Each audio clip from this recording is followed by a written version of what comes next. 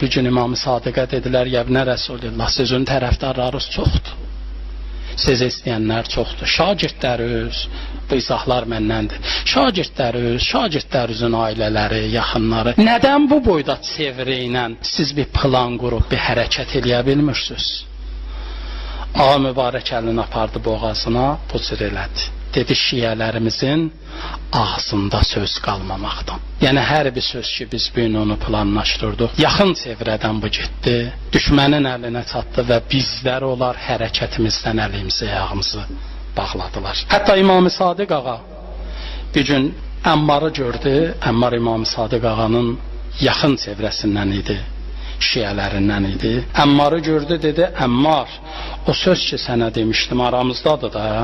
Bunu deyəndə Əmmar dedi, fəqət Süleyman ibn Xalidə demişəm. Bir dənə Süleyman ibn Xalidə demişəm. Ağa baxdı ona, dedi, bəs sən şairin o şeirini eşitməmisən?